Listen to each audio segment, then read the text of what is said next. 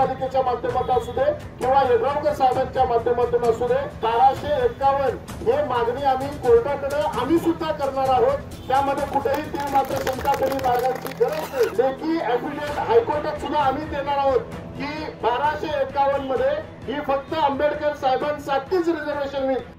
Bharat Ratna doctor Babasaheb Ambedkar साहेबांच्या पुतळ्याच्या निमित्तानं आज जी परिक्रमा आपण ज्योतीची परिक्रमा चालू करतोय तो शिरोळ तालुक्यामधनं प्रत्येक जणांचा आणि आंबेडकर साहेबांच्यावर प्रेम असलेल्या मी कुठल्याही जातीमध्ये आणि ह्याच्यामध्ये न ठेवता ही व्यक्ती असं होती की सर्वसामान्यांना भारत घडवण्यामध्ये ज्यांचा हात होता त्या व्यक्तींचा पुतळा आपण उभा करतोय। त्यामुळे ही जी ज्योतीची परिक्रमा आपण करतोय ती पूर्ण तालुक्यातनं सगळ्यांच्या भावना त्या पुतळ्याबरोबर जोडाव्यात म्हणून ही परिक्रमा आहे। ही खऱ्या अर्थानं ज्यांनी ही परिक्रमा आयोजित केली ते सर्वच आमचे सहकारी यांचं प्रथमतः मी या निमित्तानं अभिनंदन करतो।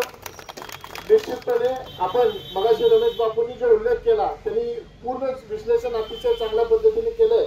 त्या सर्व गोष्टीसाठी आमचं सुद्धा समर्थन आहे। सन्माननीय आमचे नेते राजेंद्र येड्रावकर साहेबांच्या माध्यमातून आज 1251चा लढा हा कंटिन्यू ठेवून आपण जे 1255 मध्ये आपण आता जी भीमसृष्टी साकारत आहोत आणि त्या दृष्टिकोनातनं येणाऱ्या पुतळ्याचा आपण जो आंबेडकर साहेबांचा पुतळा आहे त्याच्या स्वागताची जी आपण 28 तारखेला स्वागत करणार आहोत त्या निमित्तानं आज जी परिक्रमा आपण ज्योती चालू केलं त्या निमित्तानं मी सगळ्यांना त्या ज्योतीच्या या शुभेच्छा देतो।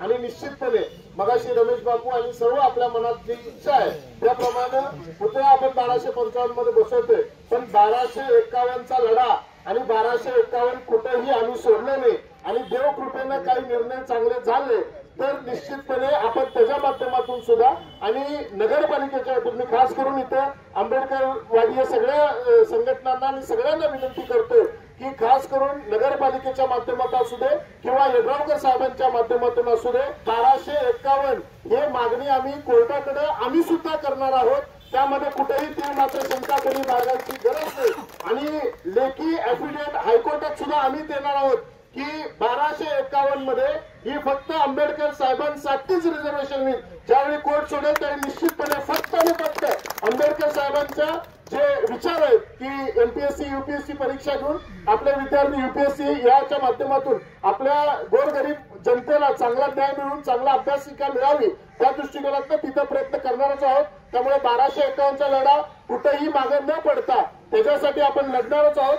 पण लढत असताना पुतळ्यासाठी किती दिवस वाट बघायचं या दृष्टिकोनातून आपण हा निर्णय घेतला। या निर्णयाशी सर्व तमाम जनता आणि तालुक्यातली सर्वच जनता याचा पाठिंबा आहे। हे आज निदर्शनास आलं। आज आपण ज्योतीची सुरुवात केली आणि ज्या माया भगिनीने ज्योतीसाठी आपण पाणी घातलं आरती केली त्याच्यातून दिसून येते की सगळ्यांची इच्छा काय आहे आणि त्या निमित्तानं आपण सगळे एकत्रित येऊन अतिशय चांगल्या पद्धतीने हा जो आपण भारतरत्न डॉक्टर बाबासाहेब आंबेडकरांचा जयसिंगपूरमध्ये पुतळा करतोय त्यासाठी सगळ्यांनी एकत्रित येऊन आणि ज्यांचे अजून काही मतभेद असतील तर निश्चितपणे ते सुद्धा येणाऱ्या 8 दिवसामध्ये दूर करण्याचा प्रयत्न आम्ही सर्व मंडळी करू। इथं असलेले सर्व मंडळी या प्रामुख्याने असलेले त्यांना सुद्धा समजून सांगू की आपण वंदना ही आणि जे आपण मौलिक ज्यांचा विचार आपण जतन करून हे स्टॅच्यू उभा करत असतो त्यांच्या पुतळा कुठल्याही जागेत झाला तर त्यांना आपण वंदन करून त्यांची प्रेरणा घेऊन काम करत असतो।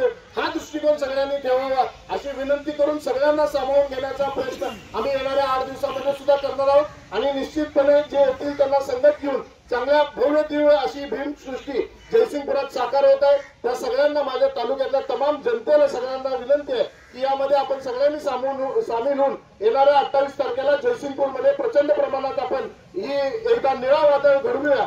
या निमित्तानं मी आपल्याला सांगतो पुन्हा एकदा ज्योतीला या तालुक्यात जे आपण परिक्रमा करणार आहोत त्याला शुभेच्छा देऊन थांबतो। जय हिंद, जय महाराष्ट्र, जय भीम। अशाच नवनवीन अपडेट पाहण्यासाठी आमच्या केके न्यूज चॅनेलला सबस्क्राईब करा।